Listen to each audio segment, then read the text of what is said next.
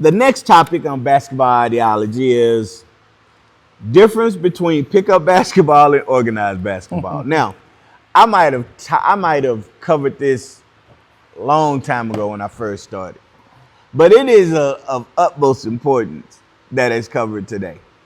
What do you think the difference is?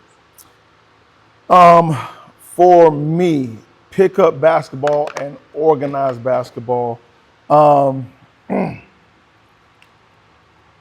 Pickup basketball, in my mind, is really important from a competitive standpoint because people test your heart. Right. They test your heart. And this is just one aspect. There's many aspects. I'm just going to cover this aspect. I think the accountability piece is a lot bigger on the pickup basketball because coach ain't here to protect you. Right. We lose these games, I'm Yeah. on you. Yeah, because you I'm might on not, you. you might not play no more that day. And guess what? I got a solution for it. I'm picking up somebody else. Yeah. Yeah. You know, so you a lot of more feelings get hurt in a pickup basketball game than an organized basketball Right. game. For Now, sure. why is that? Man, Well, okay. Why is it that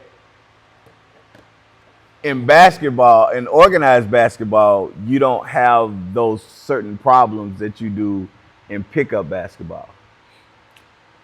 because you got some guys that don't want to lose and it'll be fist to face. Right. There's a potential chance of you getting harmed if you're not guarding your man.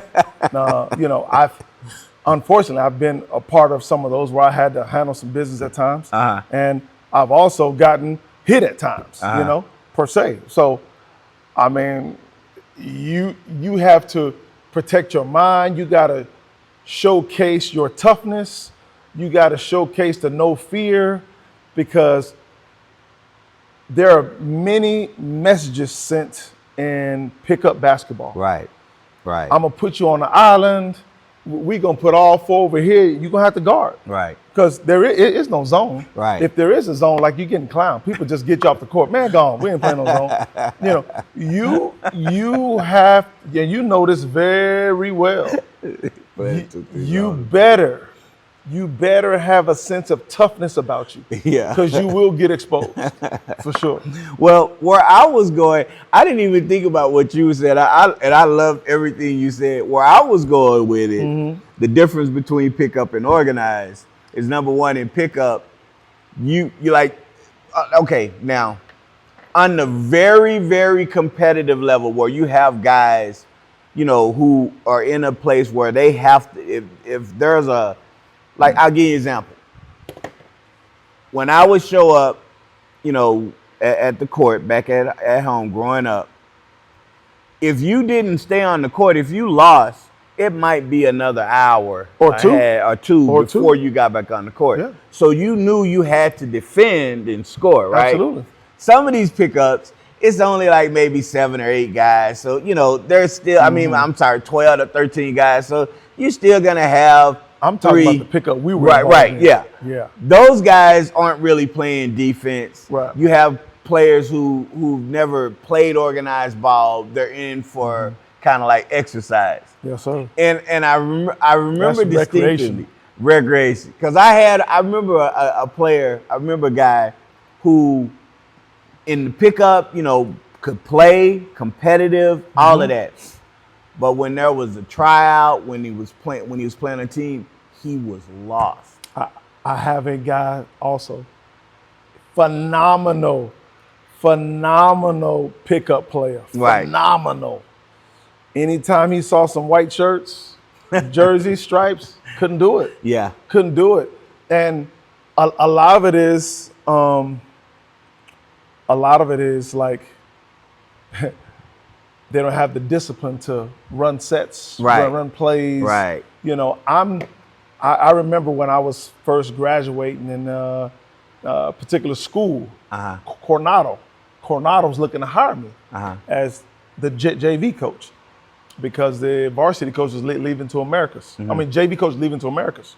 So He invited me, called me over. Well, had an interview and everything, and says, "Well, so far you got the job, but I need to see you play. I know you're from Andrews. I need to see you play."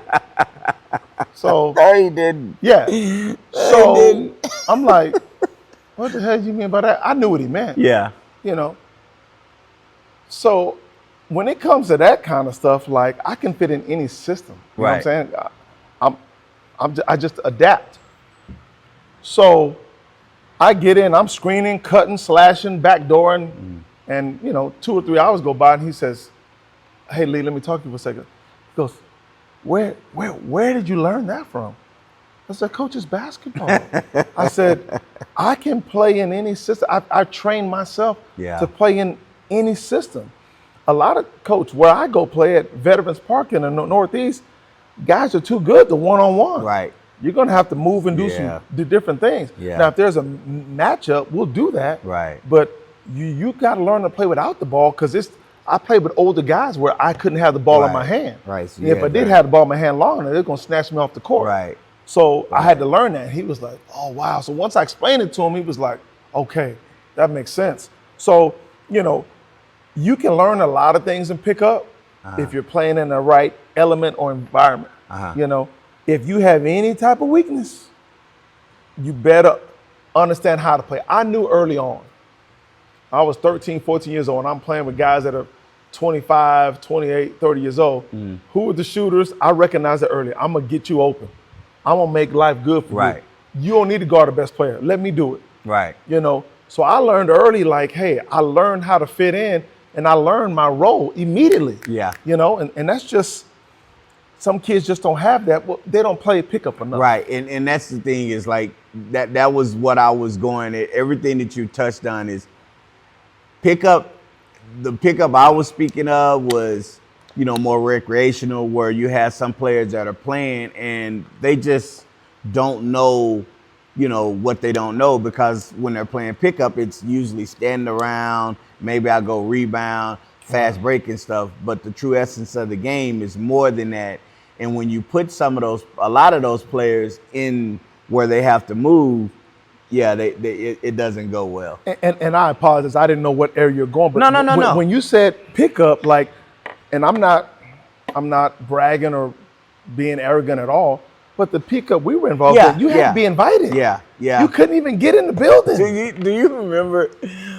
I can't remember who was on the team, but Johnny Melvin, he kept losing, and there were like 5 to 15 guys on the sideline. You ain't getting on. I got next. And Johnny was like, "Well, we got next." And I said, "Nah, we running that back." Yep. And they like, "Yo, but we here." He's like, "Y'all not on the team. Y'all not. We running this back." It was so funny, because the look they had was like, that was 3 games in a row. I remember that. Hey, until he won. Until he won. He won. So then the other guys was like, "Nah, we go." Hey, he walked around court like, "No, dog, no." But see, that environment, what are you gonna do? Right. Yeah. You see, so even before the game starts, somebody said, "Who got next?" Yeah. And if you say I got next and you weren't good, you didn't have next anymore. What were you gonna do about it? Yeah. So I've literally had to prepare myself to fight, literally, fisticuffs, because somebody was trying to take my game. Yeah. And so, as I got older, you prove yourself. Like, I didn't have to worry about that. I was the OG at that time, per se. So you had to earn your stripes. I don't think there's enough stripes earned in organized basketball. No, there's not. Well, I appreciate that. I remember that. I can't believe you remember that. I was laughing so hard. And what did everybody do? They just sat down and said, "All right, man." Like, what you gonna do, man? Like, dog, you a visitor here, man. You know, like, how did y'all even know about OpenGym? You had to be invited. Like, the door's locked. You had to have somebody co-sign for you. Remember that? Literally. Oh, my God. Hey, and I'm going to say this, even if you're on the team, if you were performing, get on out of here. Yeah. I mean, that's... Because I remember one of my first experiences was guarding Eddie Rivera. Yeah. And you know, I'm still feeling weird about the ACL, and I'm still trying to get my bearings and stuff. Ed is killing me. He's killing me. Johnny like, come on, Shawty Rowe. You gonna have to, hey, come on, Shawty Rowe. We're gonna have to switch. Ed says he scores, and he says, all blanking day. Ooh. So then the next time he comes down, he's at the top. Now it's kind of a pride thing, and I'm, you know, and he hits me with the little stutter cross, and I was like, boom, and I'm gone. It was so smooth, he didn't even realize I hit the ball until he's going here and the ball's not there. He turned around and grabbed me by my shorts. That embarrassment. I was gone. You was gone. And then Johnny Miller was like, that's right, Shawty Rowe, let's go. And I'm looking at him like, and I'm laughing to myself, and I'm thinking like, if he hadn't said all day, it was literally all day, because I'm still trying to learn. I'm still trying to understand what I can do. I've never really played against him and stuff. But once you did that, that's something different now. Now I'm in. I'm locked in. Yeah, man. They used to challenge me all the time. Phil, Croc, all of them. But like the hardest guy that I had to guard was Henry Hall. Yeah, Henry. He was and we'll have to put him on so we can talk about